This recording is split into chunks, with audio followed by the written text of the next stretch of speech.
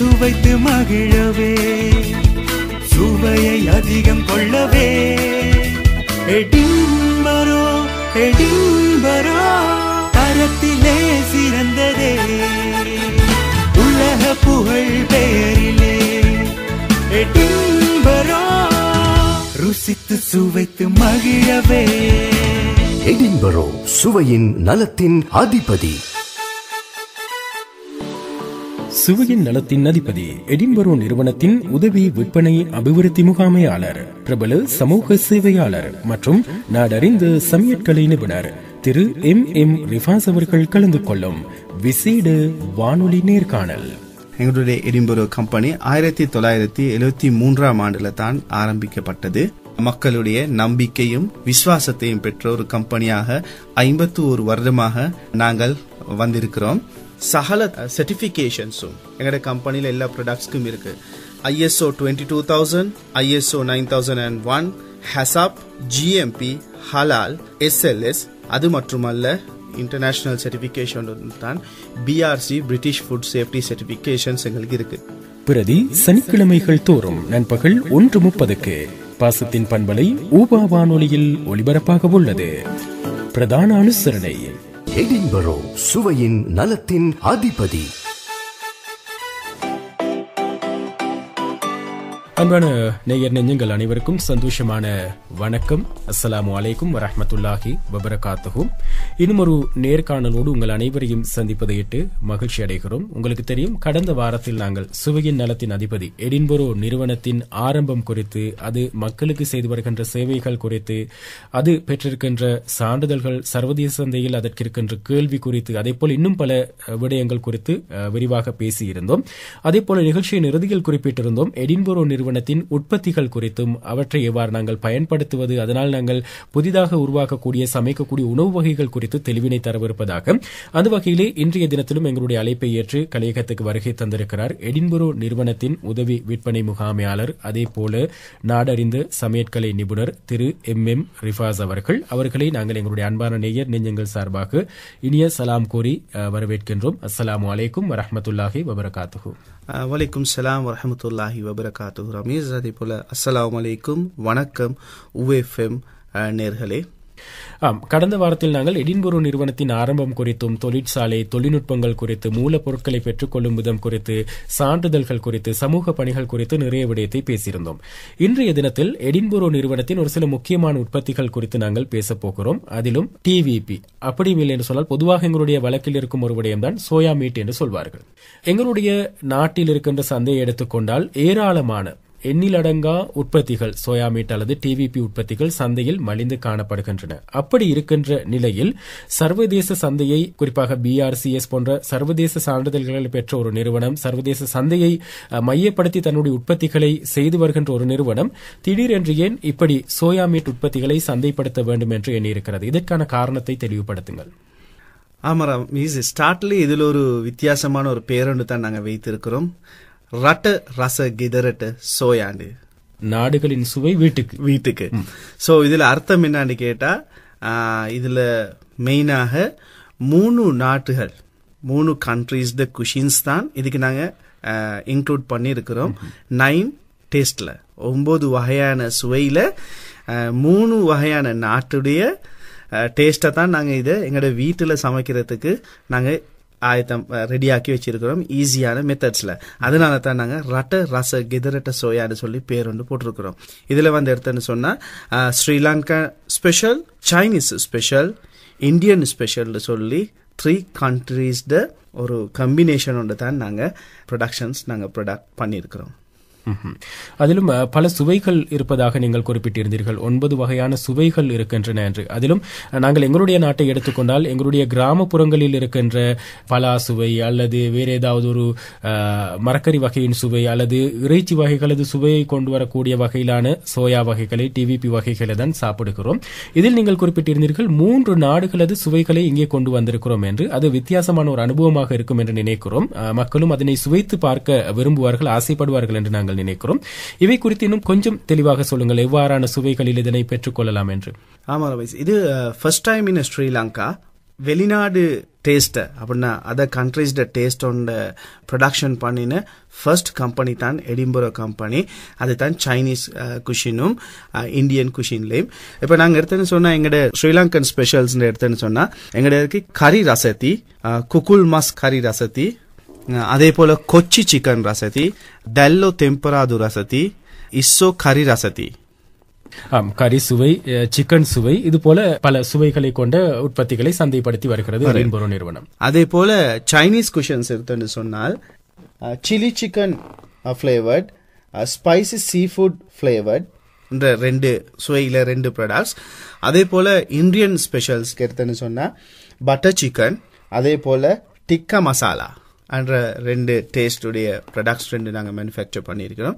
இது டிஃபரெண்டான ஒரு ப்ராடக்ட்ஸ். அது மட்டுமல்ல ரமீஸ், இலங்கையில் முதல் முறையாக ஃபர்ஸ்ட் டைம் இன் ஸ்ரீலங்கா இதில் ஒரு விசேஷம் ஒன்று இருக்குது. நாங்கள் பேக்கெட்லேயே நாங்கள் எங்களோட சோயா மீட் பேக்கெட்லேயே அடிச்சிருக்கிறோம் 2-in-1 டே.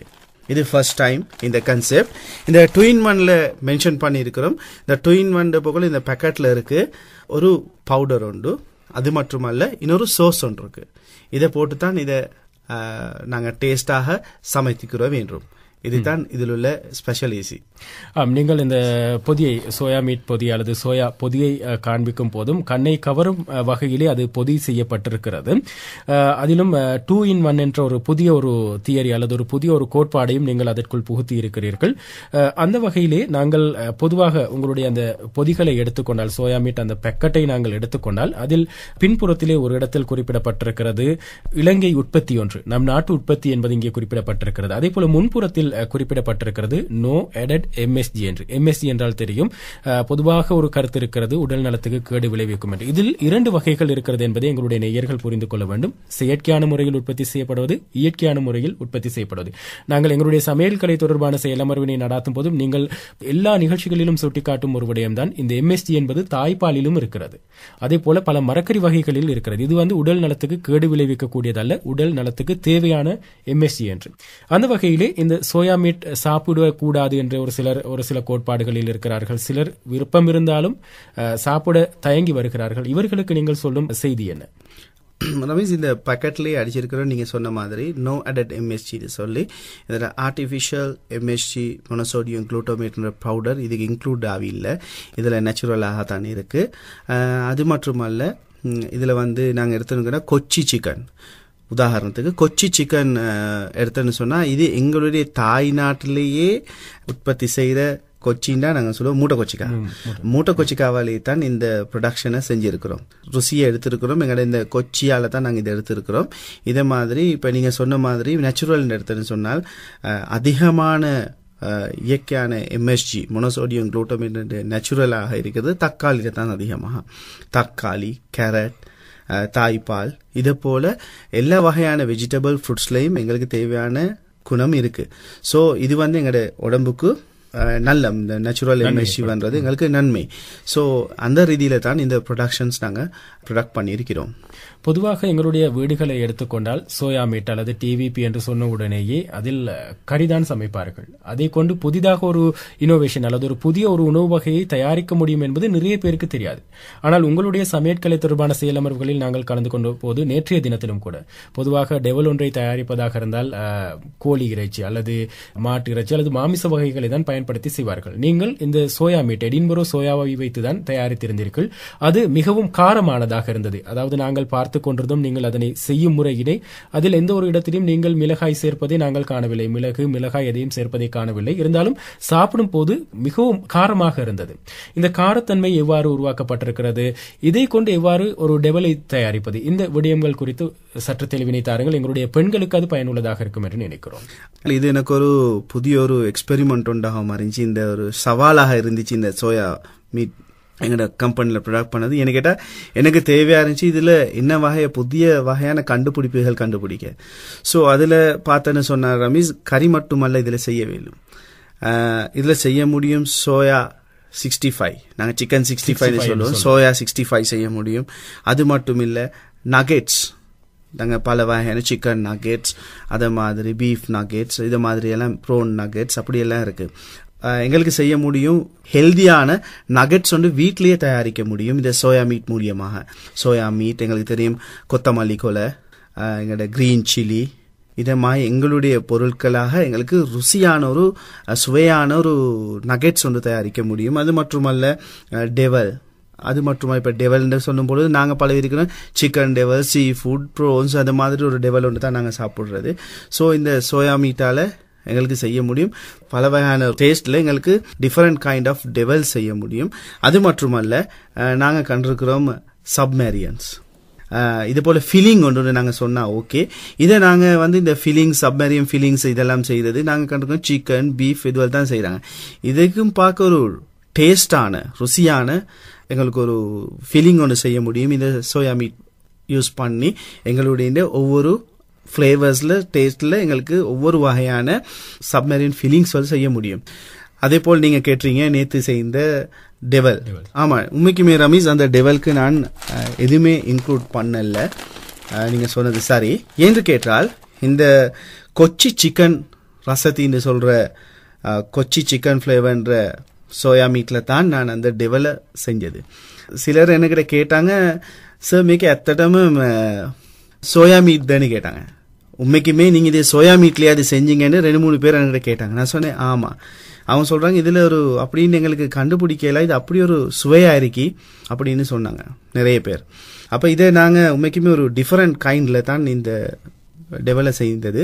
இதில் முதல்ல நாங்கள் என்ன செய்தோம்னு கேட்டால், இந்த சோயா மீட் பேக்கெட்டில் உள்ள சோயாவை எடுத்து தண்ணியை நல்லா கொதிப்பாட்டி அதில் ஊற வைத்து ஒரு 20 மினிட்ஸ் ½ அன் ஹவர் ஊற வைத்து நல்லா அதை புளிஞ்சி ஒரு 2 தரக்கா மறுவாலும் தண்ணியில் கழுவி புளிஞ்சிட்டு நாங்கள் இதில் இருக்குது 2 2-in-1 ஃப்ளேவர்னு இதில் இருக்குது. இதில் 50% அப்படின்னா பேக்கெட்டில் உள்ளதில் ½ சோஸும் ½ பவுடரும் அதில் இருக்க ஒரு ஃப்ளேவர் பவுடர்ஸ் டேஸ்ட் இருக்குது. அதுவும் ஆயிலில் கொஞ்சம் அதை சீசன் பண்ணி அதை நல்லா மிக்ஸ் பண்ணிவிட்டு இந்த சோயா மீட்டை நல்லா நாங்கள் மிக்ஸ் பண்ணிக்கிறோம், கோட்டட் பண்ணி சீசன் பண்ணி வைக்கணும். ஒரு 5 மினிட்ஸ் போல் வைத்துட்டு நாங்கள் அதை ஸ்டர் ஃப்ரை பண்ணி எடுக்கிறேன். அதை நாங்கள் கிட்டே இருந்து அதை ஸ்டர் ஃப்ரை பண்ணி எடுத்து ஒரு கோல்டன் ப்ரௌன் கலருக்கு வரும் பொழுது நாங்கள் அதை இறக்கிக்கிறோம். ஸோ ஸ்டர் ஃப்ரை என்பது வறுத்தெடுக்கிற மாதிரி அதை எடுக்கணும். இது கொஞ்சம் உப்பு தூளும் போட்டுக்கிறோம். அதுக்கப்புறம் இது அந்த ஃப்ரை ஆகும் பொழுது ரமீஸ் அப்பவே இதை சாப்பிட்டு முடிக்க வேணும். என்கிட்ட நாங்கள் இப்போ கடலை சாப்பிடுவோமே அதை மாதிரி இதை சாப்பிட்றோம், அவ்வளோ டேஸ்ட். அதுக்கப்புறம் அதை எடுத்துட்டு எங்களுக்கு தேவை கேப்சிகம் அப்படி நாங்கள் சொல்லுவோம், குடைமிளகா 3 கலர், அது இருந்தால் நல்லா வடிவாக இருக்கும். அப்படி எங்களுக்கு அது போட முடியாமல் இருந்தால் எங்களுக்கு போடலும் கறிக்கொச்சிக்கா, வெங்காயம், இஞ்சி வெள்ளைப்பூடு ஃபைன்லி சாப்ட், அதே போல் அனியன்ஸ், டொமேட்டோ. இது மட்டும்தான் எங்களுக்கு இந்த டெவலை செய்கிறதுக்கு தேவைப்படும்.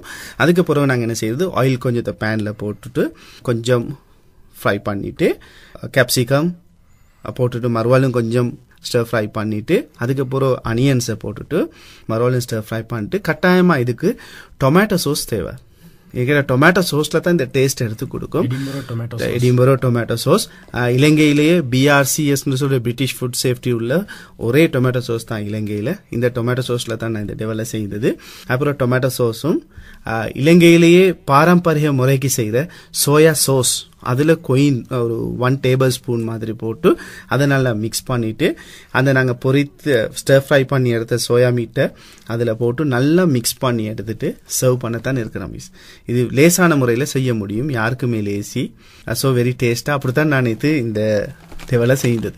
வளமையாக நாங்களும் எங்களுடைய சமையற்கலை தொடர்பான செயலமர்வுகளுக்கு சென்றால் சிக்கன் டெவல் சாப்பிடுவதற்கு ஒரு பீஸாவது எஞ்சினால் அதை சாப்பிடலாம், ருசி பார்க்கலாம் என நாங்களும் ஆவலோடு இருப்போம்.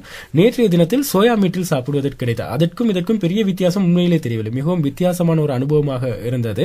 எனவே வீட்டில் இருக்கிற எங்களுடைய பெண்களும் கூட இவ்வாறான எடின்பரோ நிறுவனம் 9 சுவைகளில் 3 நாடுகளுடைய சோயா சுவைகளை எங்களுடைய வீட்டுக்கே கொண்டு வந்து தந்திருக்கிறது.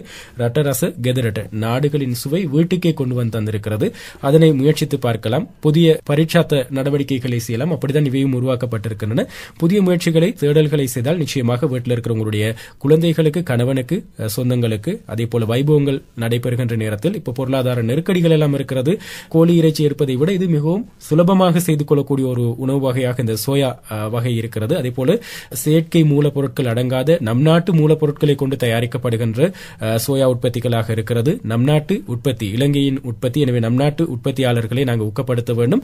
அந்த வகையில் எடின்பரோ நிறுவனத்தின் இந்த 9 சுவையிலான சோயா வகைகளையும் நீங்கள் எதிர்காலத்தில் சுவைத்து மகிழலாம் என்பதை ஞாபகப்படுத்துவதோடு, இறுதியாக இந்த சோயா உற்பத்திகள் அண்மையில் தான் சந்தைக்கு அறிமுகப்படுத்தப்பட்டிருக்கின்றன. எவ்வாறான கடைகளில், எவ்வாறான இடங்களில் இவற்றை நாங்கள் எடுக்கலாம் என்றும் சொல்லுங்கள்.